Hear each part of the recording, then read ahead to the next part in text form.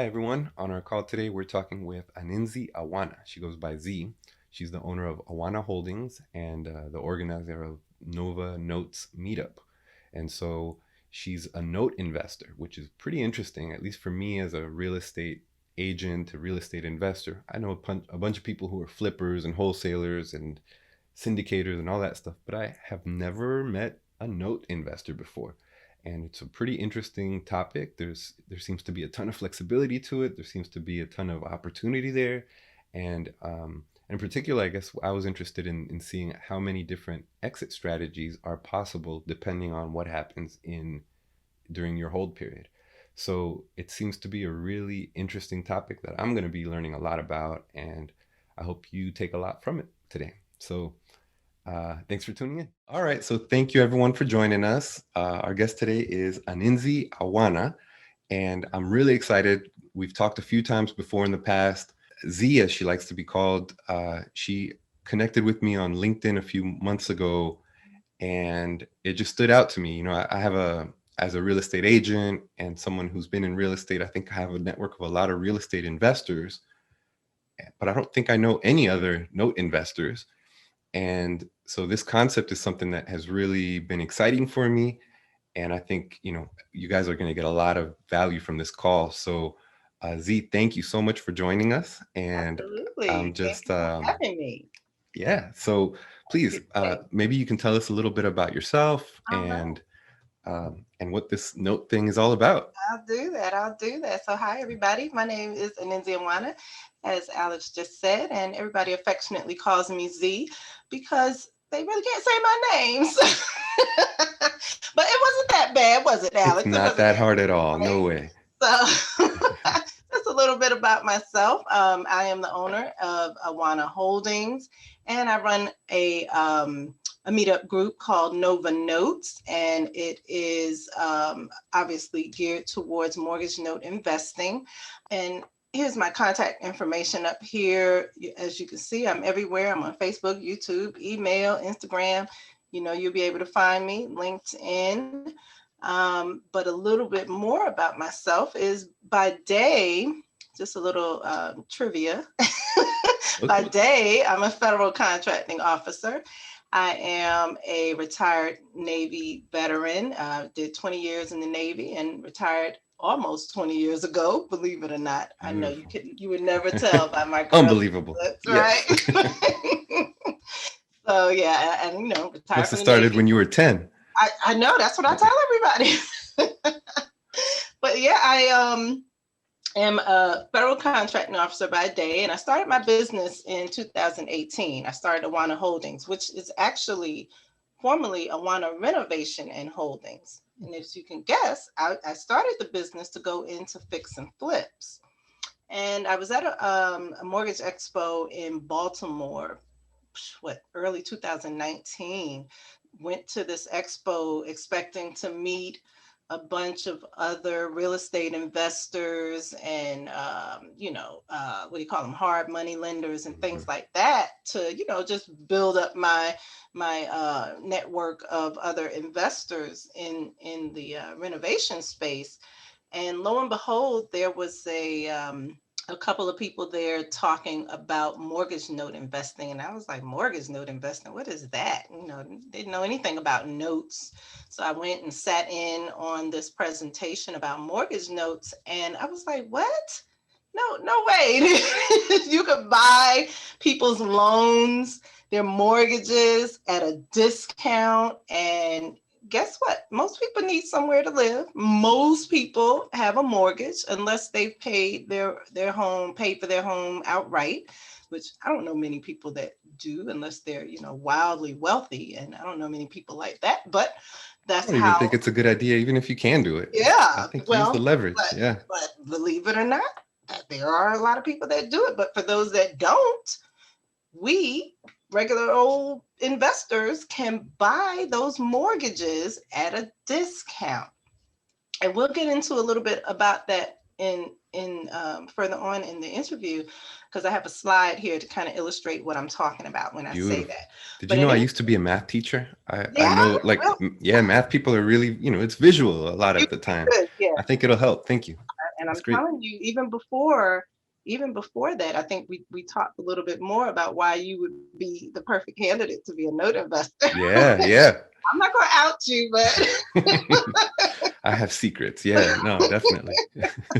so yeah, so after I went through that seminar, little presentation and everything, I ended up signing up for the training, and I flew out to California, and I took this training with this program called the Note Assistance Program. Now I'm not selling their training or anything like that. That's just who one of the people that I received my mortgage note training from, and what they deal with is training in mortgage note investing in the first position.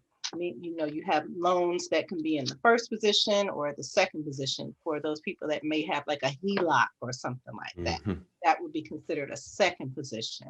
And then you have notes that are performing, which means that the borrowers are paying their mortgage, or non-performing, which means that obviously they're not paying their mortgage, or they're in, some kind of a foreclosure. Oh my, it's so, I don't even want to get ahead of myself because it's so much to Yeah, go. there's a lot. But I guess one thing I do want to just stop and highlight is this. First of all, you took the time and you already were going down this path even before you Hmm. found notes. But one thing that's really powerful, and I've started to believe in it more and invest in it more, is the power of these trainings, right? I know if I would have gone to an event like that years ago, before I kind of had this change in mindset, and I said, okay, cool, that's cool. Notes. Oh, they're just trying to sell me a training. They're just trying to sell me something. But the fact that you're investing in your own knowledge and your own self, I think is just one of the really powerful things that helps people Yes. to kind of reach those next levels. And It's, so, it's true, it's true. But I have some statements on that as well later on as okay, we get great. into this conversation. I have some thoughts about some trainings and things out there. Training is good. Okay, I, I great. I have two master's degrees for Pete's sake. So I believe in training and education and all all that good stuff.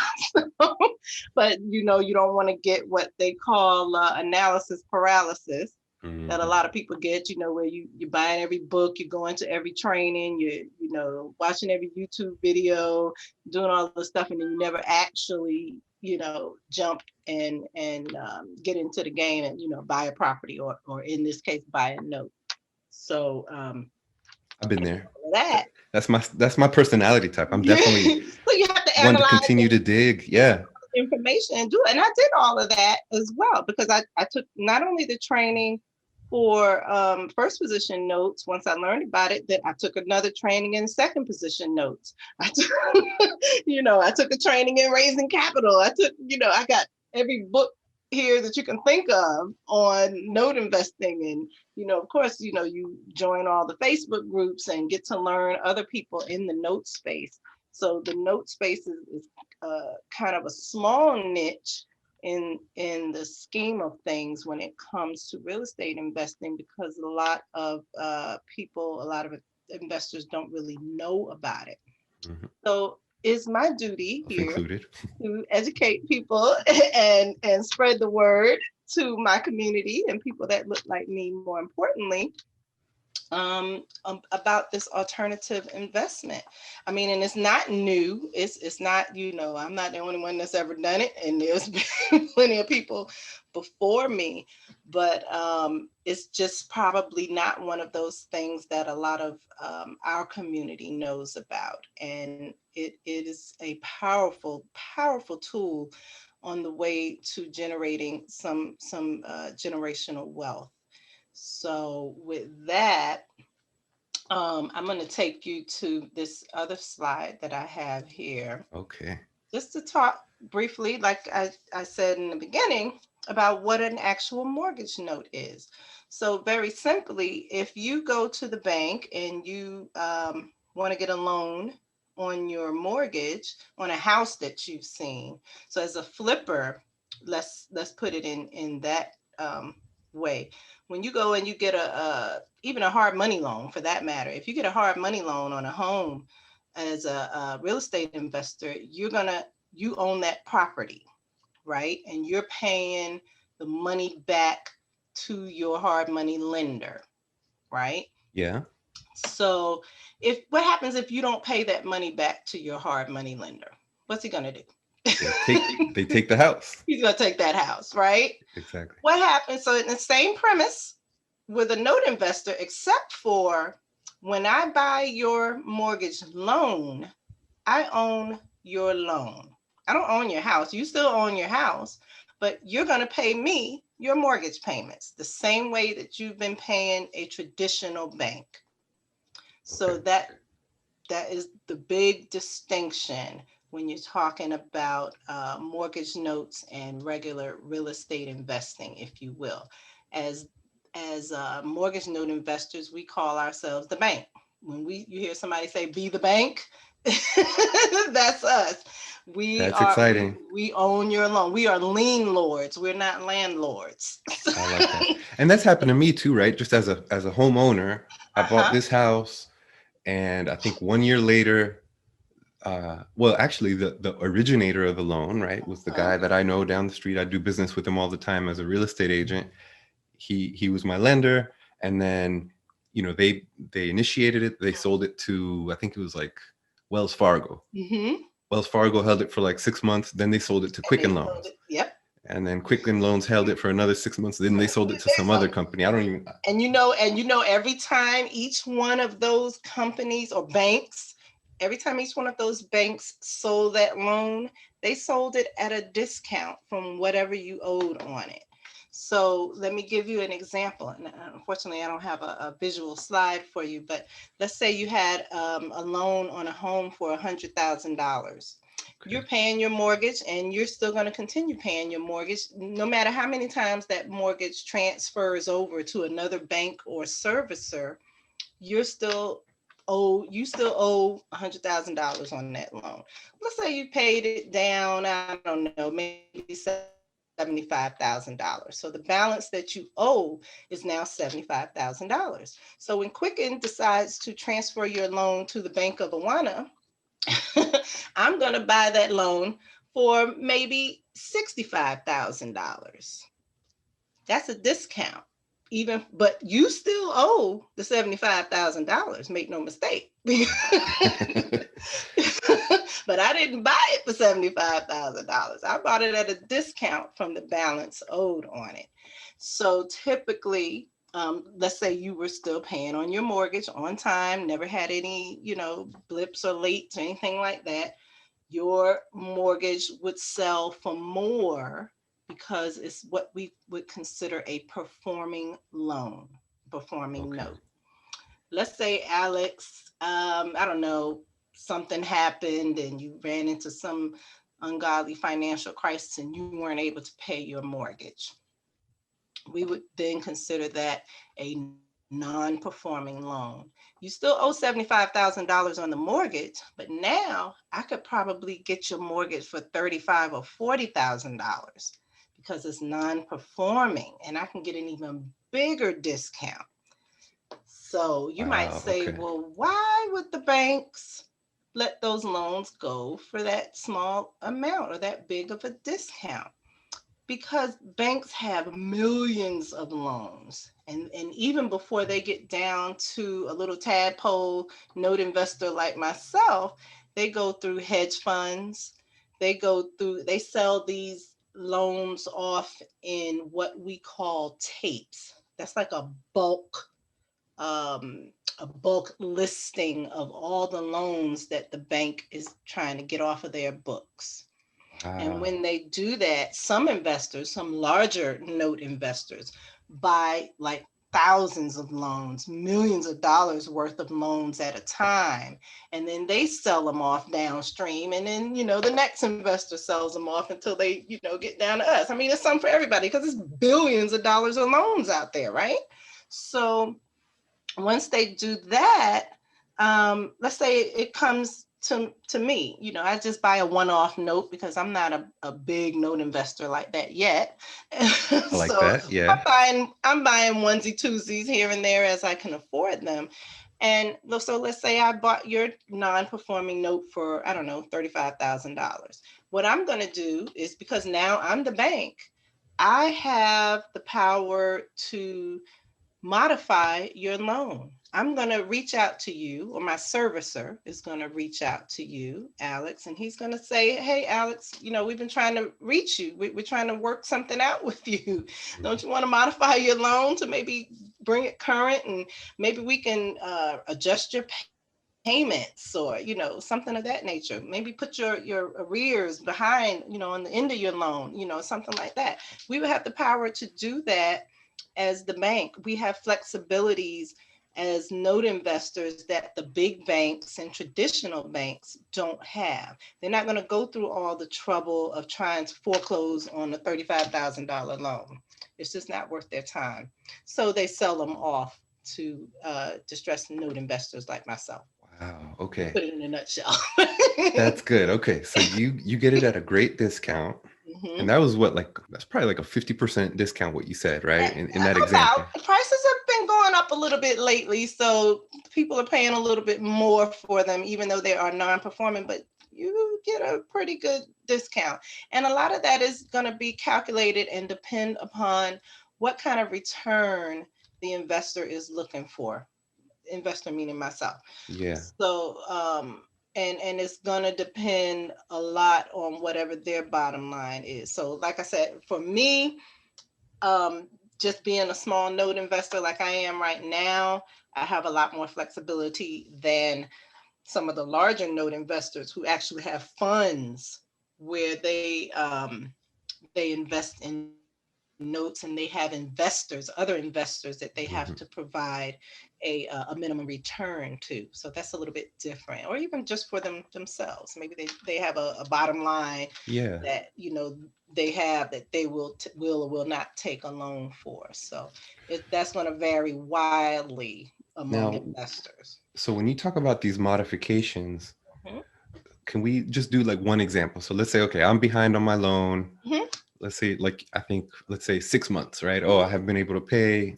mhm, Let's say there was some crazy worldwide pandemic or some mhm, some crazy unthinkable thing that could happen, and I lost my job or something, and I couldn't mhm, pay for 6 months. Then they sell it to you. mhm. What are the options that you have that the bank doesn't have? So you briefly discussed them, but, Right. like, I'm curious, like, what that actually looks like. Now let me back up. Now, it's not that the banks don't have those same options. They do have those same options, but those banks are so large and they have so many loans that they can't go after everybody that is behind on the loan, or foreclose on them, or oh, then the borrower wants to file bankruptcy and all this other stuff.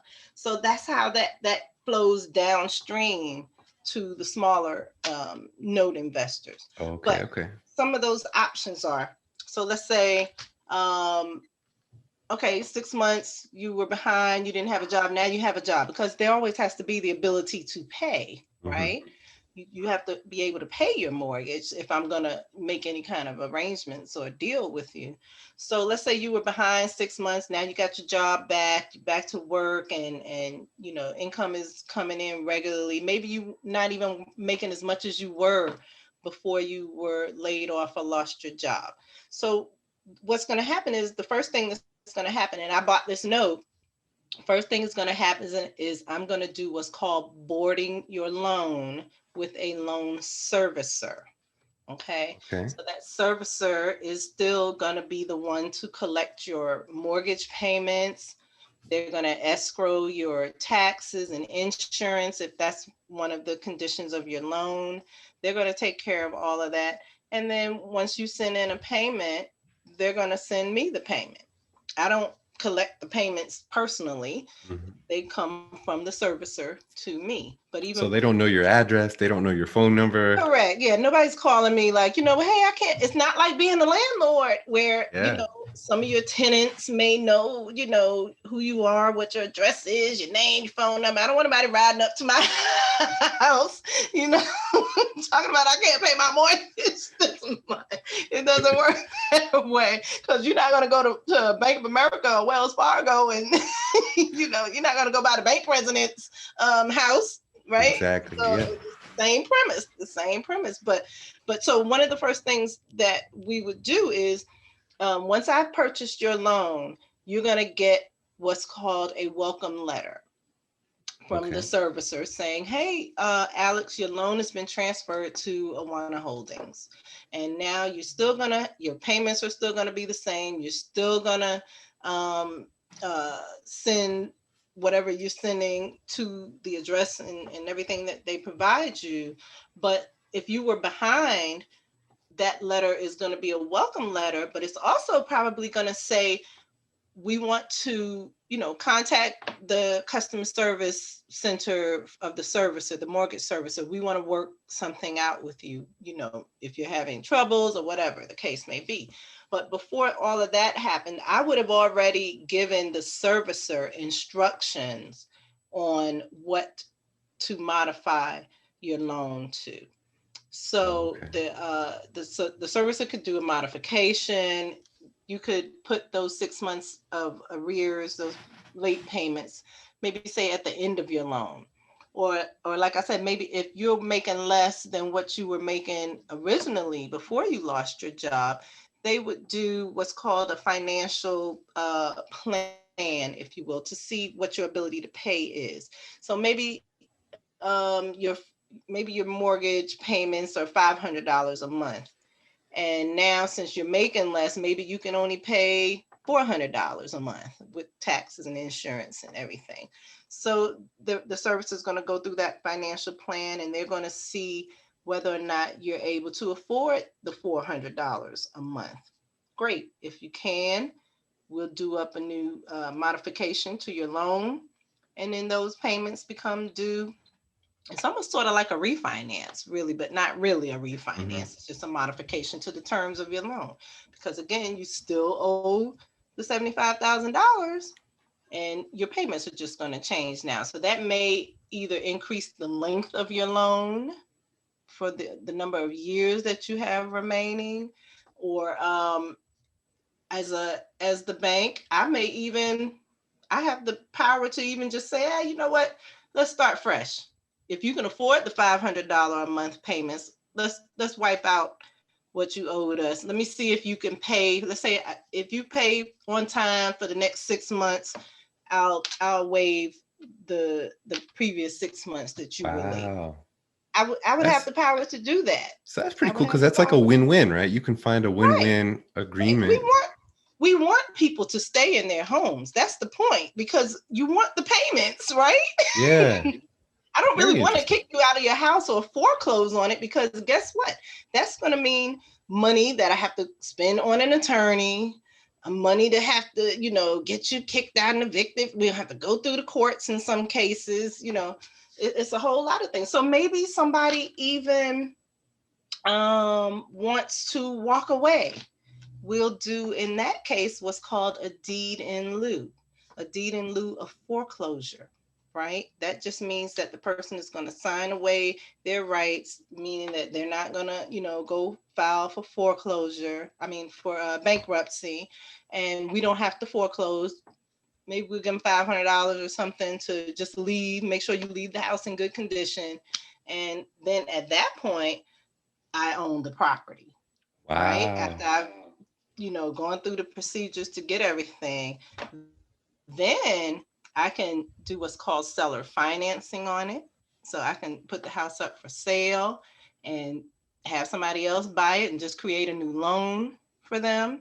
I could rent it out. I could use it as a rental if I wanted to, but we don't want to do rentals. So, I but like if I that. wanted to, I could. I could take it and renovate it and fix and flip it, because guess what? Remember, I didn't pay $75,000 for this loan, right? I only paid 35 or $40,000 for it. So maybe I can put $20,000 into it and renovate it and then sell it. But I won't be selling it for $75,000. I'll be selling it for whatever the value of the home is, which is probably likely going to be in the $100,000 range, right? Wow. So Very there's powerful. it's so many what we call exit strategies Mm-hmm. to be able to exit a property, or exit a loan, I should say. But if it came to the point of having to foreclose on it, or go through all of those steps, there's so many different ways that you can do it, and sky's the limit, really. It really is. Wow. Okay. So here I have a few. One of the things that I think is often a barrier to entry for people from getting into real estate, flipping, or buy and hold kind of investing is there's a pretty big upfront cost, right? You need 20% down, at least here in the DC area where we both live. It's expensive. You need It's $100,000, cost two hundred prohibitive. thousand Yeah. dollars. What are the general kind of price ranges and other barriers to entry that we might have if we were to get into note investing? Okay, so that's a good question. So, note investing is not one of those things where you're going to get into it with no money. Don't let anybody ever tell you that, right? Hmm. Um, there and but one of the great things about note investing is you can do it anywhere in any state, Oh, okay. because remember, we don't own these properties, right? We just own the loans. You can take a loan anywhere. Now, let me give a caveat, there are certain states that require you to have a license in order to invest in notes. A couple of them off the top of my head that I can think of are Ohio, Georgia, I believe, has one now. Um, don't make me lie. There are a few others, There's a few. but not. There are less that have licensing requirements than there are that don't. So, but more states seem to be trying to move towards requiring some kind of license to collect on debt and things like that, and Strange. invest in notes. So are you not allowed to lend in those states? If you just, can you Not lend that your? you're not allowed to lend, because if you were a lender, you would have to have what's called a lender's license, Mhm. right? And that's different than like a loan originator. I think that may be what you're thinking about. So a loan Yeah, originator, they have to have a license. They have to have their own of course. Yeah, separate that's a different. broken. But remember, that's not what note investing is. So although we are a lender, we would be considered a lender in the world of banking. In order to collect on that loan, that's where Ohio and Georgia and a few other states require you to have a license. So again, remember when I was talking about sometimes a homeowner may decide to go into bankruptcy, or even if not even going into bankruptcy, but if they were delinquent on their loan and we move to foreclose on it, we have to have be licensed in order to collect. Of course, we do all of that through attorneys and everything, but still, as the lender, we would have to be licensed to collect on the debt for those couple of states, Very. those few states that require it. Okay, Um, okay. Well, that's good to know. Thank you so much for listening to the show. It's a big step to realize that there's a whole world of opportunity out there for you. And then you've already started to dive into your education, which is required to be able to navigate the world beyond the stock market. But the next step is to take action. So if you want a chance to invest with me and my team, sign up for our investor club at legatoinvest.com/invest. We'll schedule a call with you, get to know you, your background, and your investment objectives. And if there's a good fit, we'll start to present you with live opportunities to invest in multifamily apartment deals. So again, legatoinvest.com/invest. Thanks again. Um, so, okay, so the license might be one barrier to entry. mhm. What about price But hold on, ranges? hold on, hold Oh, on. okay, sorry, Now, sorry. no, licensing is not really a barrier to entry, because remember, there are only a few states that require licensing. So we have how many states do we have? About So 50, you got plus 48 or other minus a states few to choose from. territories. Yeah. Right. So you have Oh, can you 48 do other states. territories too? Yeah. Yes, territories too. Hawaii, Puerto Rico, all of them. Yes. Hmm. So keep that in mind. Don't let that limit you. A lot of Yeah. people get scared about that when they have certain requirements from certain states, but that's only a couple, and that's only for right now. So Yeah. um, Okay. a lot of other uh, barriers, I should say, to entry are, and I wouldn't even call it a barrier, because really it's just going to depend on how much capital you have to invest. So the bigger costs that come with note investing is, I would say, the people not keeping enough of a cushion. So we like to say to keep at least $5,000 set aside for each note that you buy. And that's basically for carrying costs, legal costs, um, things like that. Licensing, maybe taxes, insurance, stuff like that. Those are kind of ancillary costs that come along with each note. Servicing costs. Hmm. Those are things that come along with each note that you may purchase. A lot of people invest out of what's called the self-directed IRA, and that's how they increase their wealth in their retirement accounts. I don't do that right now. I'm looking into doing it. I'm just straight cash, just wire the cash and send me my Simple. paper and Yeah. that's it. I'm good. Um, I'm glad and you mentioned that because, like, that's kind of been the impetus of this, right? Is my uh-huh. first raise where I was raising money for an apartment building. Hmm. And I reached out to a friend and I said, "Hey, I got this awesome opportunity. It's going to make you good money. It's stable. It's real estate. We got a bunch of tenants in there that are going to be, paying this rent, and it'll be our passive income. And you're going to get really good returns." And she said, "No, I'm too busy investing for my retirement in the stock market." I was like, Perfect. "The That's stock what I market, want. stock market sucks compared to this." But I didn't push Right, right. because people have their ideas. But it just kind of hit me that for her, the word investing Mm, means the stock market, and right. that's why I made this show. Is because Yeah. screw that. Like, there's a whole world out there of things that are going to be better returns, and so that might be one of the things that we And it's better, close it it's with. better, it's better returns, and it's backed by collateral. Beautiful. It's backed by real property. So, like I said, even if one of the risks obviously is the loss of capital, however, in the case of mortgage note investing, even if you decided as a borrower to go into bankruptcy, we would move to foreclose. You we got get your a, plan we'll B get the right there. property back. Yeah. It's going to take a little bit because it takes some patience. It's not an overnight thing.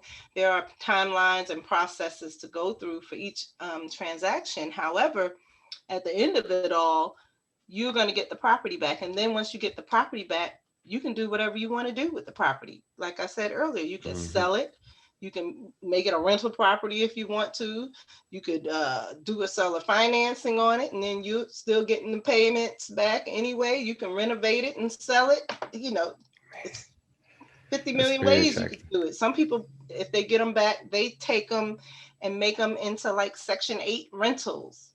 You know, that's guaranteed money That's from a the government right reliable, there, right? yeah, that's a reliable tenant. What do you Absolutely. care? You didn't pay market value for the house. you know. Okay, so we have our 5K cushion. Okay, so, like, I think I as a real estate agent, I get paid in commissions, right? Sometimes I'll Mhm. just get an extra commission out of nowhere. Like, I'll get a phone call, say, "Hey, I want to write an offer." I write an offer, we get a contract, it sells, and I'll make 10, 15,000 bucks. And I'm like, "Okay, that's great. I'm very thankful for that. I want to put that money to work, but I can't go out and buy a house for 10, $15,000. That's not even really most of the time enough for a down payment. My prayer. So, what should I do?" You can't buy a house. Well, I don't know if I told you about my note that I bought in Alabama for $1,000. I bought this note for $1,000.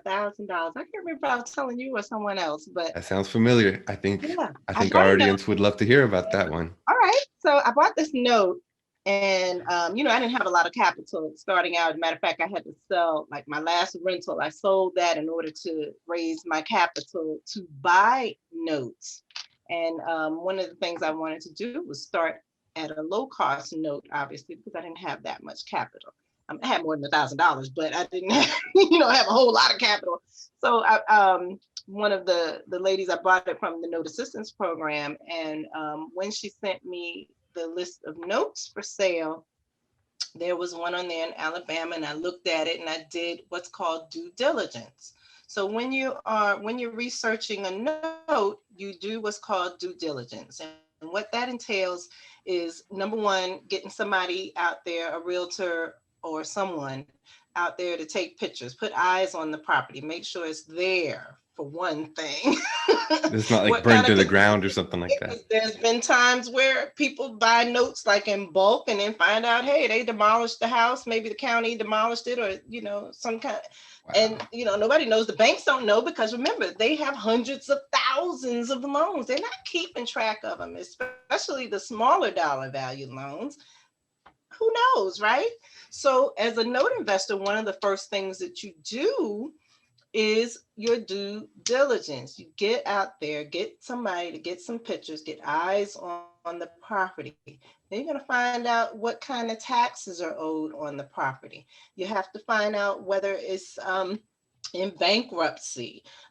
Is there some kind of tax liens on it? Maybe it's a mechanic's lien on it. All these other, variables that come into play. What kind of condition the property is in. So, anywho, I did all of that with this note, and it was a low dollar value note. So I'm like, oh, okay, looks like I can do that. So in doing my due diligence, I went to this company called BPO Photo Flow, and what they do is they go out and take pictures of the property to see whether it's occupied or unoccupied. Is it still standing? If they can get to the back of the house or whatever, they'll do that. They'll take pictures of the neighborhood, the streets, and all of that stuff. So this person, I'm assuming it was a realtor, so she sends me back the pictures, but in her comments, I never had this happen before. In her comments, she said, "This is a bad neighborhood." And I'm like, "This is a bad neighborhood." And I'm like, "Oh, well, I don't want to buy a note there." So I go back to my seller and I'm like, "Yeah." I said the comments came back that this wasn't a good neighborhood, but it was a cute little house. Everybody has to have somewhere to live, right? It may not Yeah. be where you would particularly live, but somebody's living there, and guess what they're doing? They're paying the mortgage, right? Exactly. Yeah. So I don't care what it looks like. I'm You not don't have living to live there. there. Yeah. I'm not living there. But I said at first, and I changed my theory about this. I said, well, I was only going to buy notes where if something happened, it would only be some place that I thought that maybe I could live, but that's unrealistic, right? So, so I looked at the house and I thought it was a cute little house, but I'm like, shit, it's in a bad neighborhood. But again, why do I care, right? I'm not living there, right? These people are living there and they're paying the mortgage. So, but I went back and I said, well, I don't think I'm going to do it because they said it was in a bad neighborhood. And she's like, all right. Because I was buying another note in Massachusetts as well. So she said, well, here's what I'll do. I'll throw it in with the other one in Massachusetts and I'll give this one to you for $1,000. I'm like, okay, all right, I'll go for it, right? And it's only $1,000, right? Either I'll get it back or I'll have to pay a lawyer to go through foreclosure. Okay. So and now looking at the values and everything, because we go through rental meter and all this stuff to see if I got the house back and I needed to rent it, what kind of rents could I get?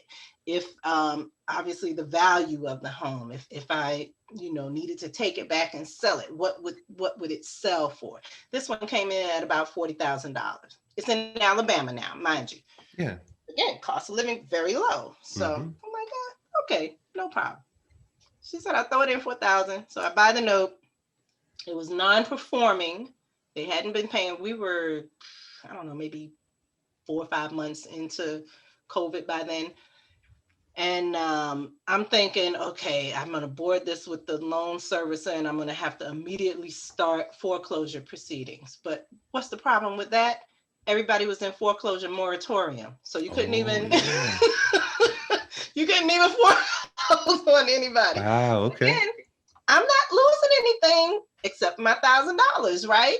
So I'm thinking, okay, I'll wait. And by the time they lift the moratoriums, I'll, call around, get a good attorney and just start, seeing if they want to work something out or whatever. That never happened because about a month later, I get a check. I'm like, well, what's this?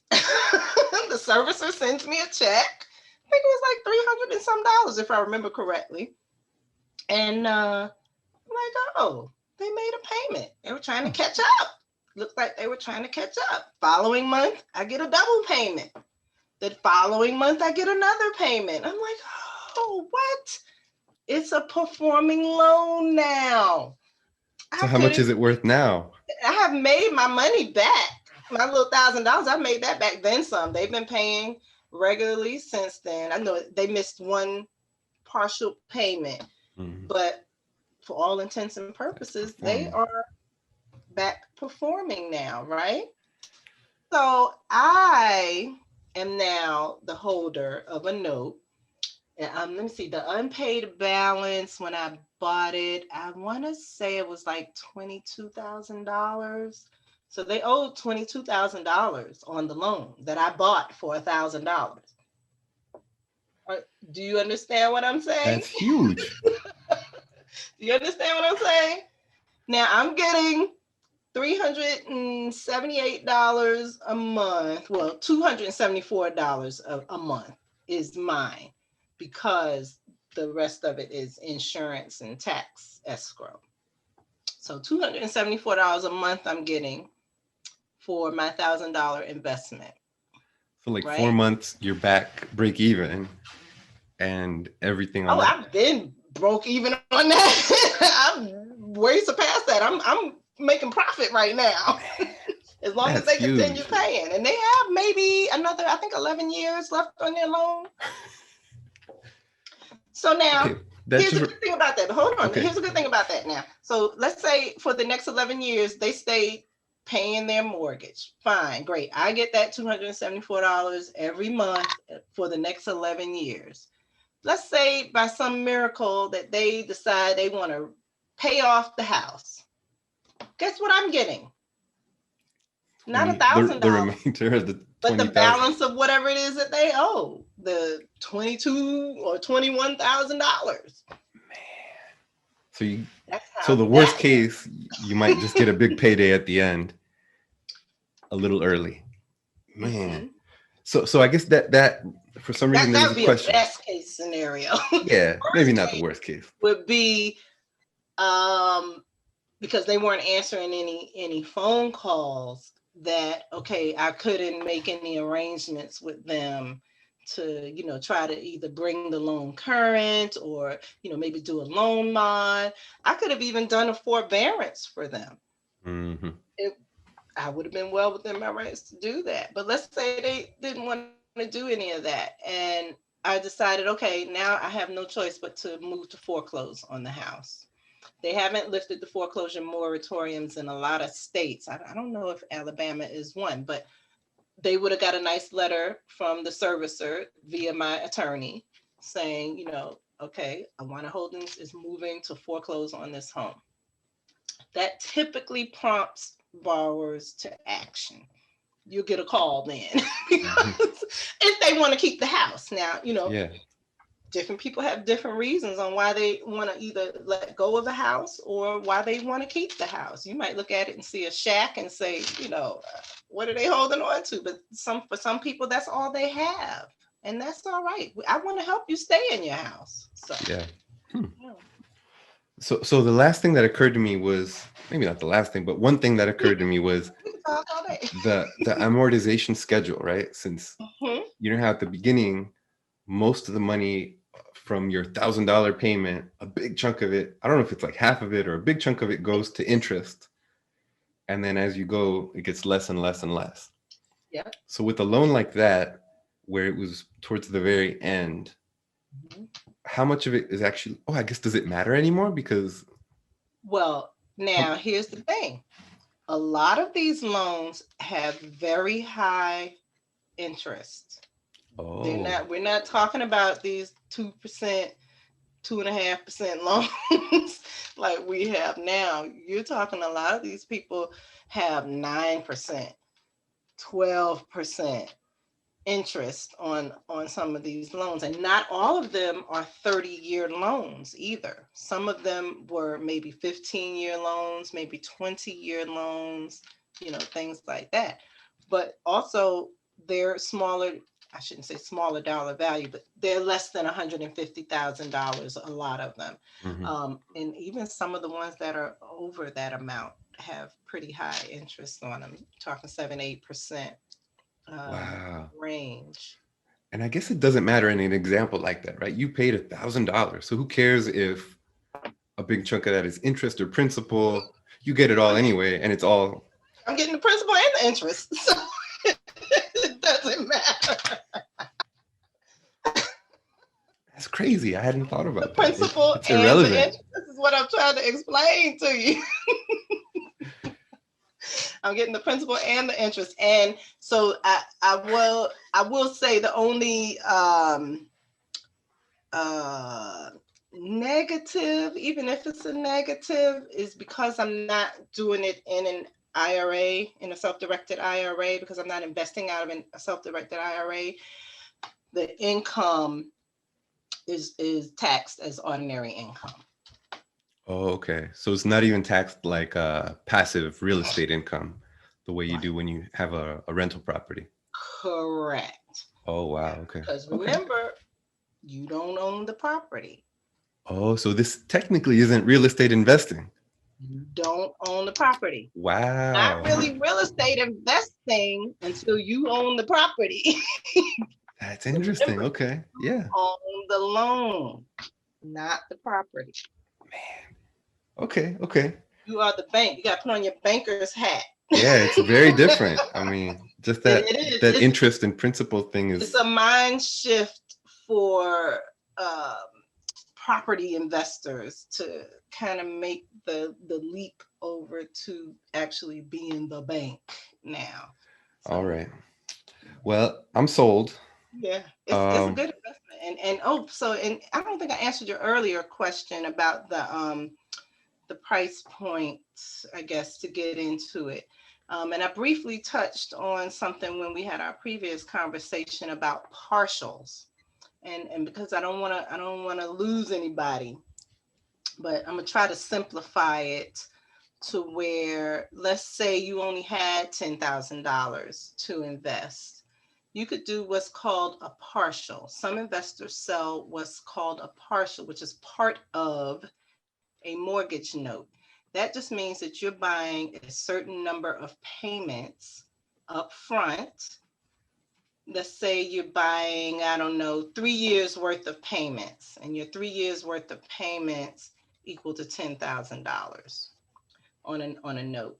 So let's say you'll be getting, I'm not a math major, but let's say you'll be getting $500 a month because you invested your $10,000 and you bought a partial note from someone, and now you'll be getting $500 a month for the next 3 years on a wow. on a performing note. And this is That's not a interesting. problem for the person selling the note because typically they're investing out of their retirement account. And then they have, let's say it was a 30-year mortgage. They sold you 3 years worth of the mortgage. They still have 27 years worth of payments to go before the mortgage is going to be paid off, right? Sheesh. Or even if it was a 15-year mortgage, they still have 12 years of payments in their retirement accounts to go. I'm telling you, Okay. it is an awesome, awesome, awesome alternative investment. Okay. So I'm sold. Let's assume the audience is sold. Someone out there heard about this. You just Right. blew their mind. Notes are real. I can do this. Mind blown, What's right? the next step? What do you think is the next step for someone like me, right? Like I told you, I get commissions and I'm like, man, I wish I could invest this. I don't want to put it in the stock market. I'm a hater. And so what can I do right now to go out and like find deals and do this intelligently, right? Mhm, Because I think, mhm. Well, there's a number of things. You could either be what's called a passive investor. So a lot of passive investors would partner. Let's say you would partner with myself, and they would call it a joint venture.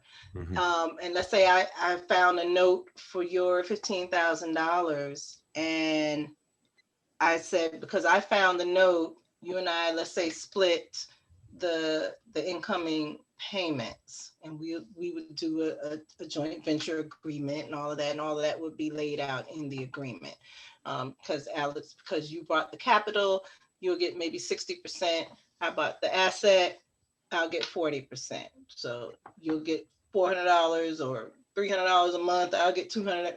However it works Yeah. out. that similar, and it would work similarly on a larger scale. So somebody said they had $100,000 in capital that they needed to deploy. We would find an asset, a note, um, that met the criteria that they wanted. Maybe they wanted a performing note. Maybe they want, I don't know, $800 a month or something like that. But you got to remember, you'd be splitting it, Hmm. splitting the profits, and however the deal shook out. And you do your contract. We get an attorney, of course. They would have an attorney, and we do the deal and get a note. They start getting their payments, and And life is everybody good. wins. Huh. If the note ended up becoming non-performing, which when you're buying performing notes, that's always a risk, meaning that the borrower may stop making payments of some sort. In our agreement, it would lay out what procedures and processes would be followed in that event. How is that investor going to get their capital back? More importantly, so we Okay. would also agree that, okay, if that happened, am I going to foreclose on the property? Am I going to try to modify the loan? Um, and then after, am I going to put it up for sale after we finish the foreclosure, to get you your capital back? All of those things Okay. would Okay. happen. Very interesting.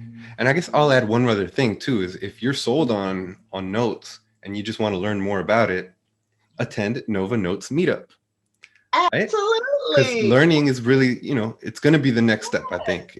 If you don't know someone who's actively doing it that you could partner with, that might Absolutely. be a good place to meet Let someone me too, can right? can I share again, Yeah, because please. I want to put up the slide where it showed how to contact me, Perfect. Yes. right?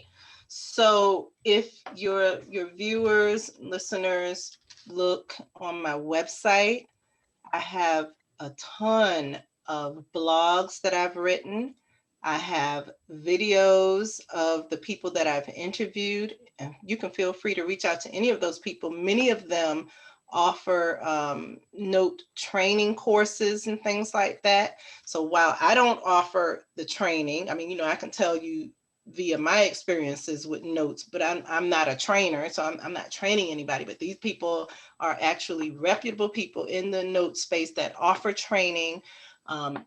Feel free to reach out to them. Some of them are attorneys, some of them, are note investors and trainers themselves. Beautiful. I'm also available on LinkedIn, of course, Instagram, Meetup, come to Nova Notes. You don't have to join, but it would be nice. And YouTube, my videos are also on YouTube. Look up Awanna Holdings, just search Awanna Holdings, and you can find my videos will pop up. And email and my phone number Beautiful. too. Well, Z, this has been just really enlightening. And like I said, it's just there's so much out there that we didn't know, right? And Hmm. so notes is exactly that for me. Yes. And I'm so glad that Excuse me. that you've shared all this and that. Oh, and I guess I'll let our audience in on my deep dark secret that you mentioned earlier.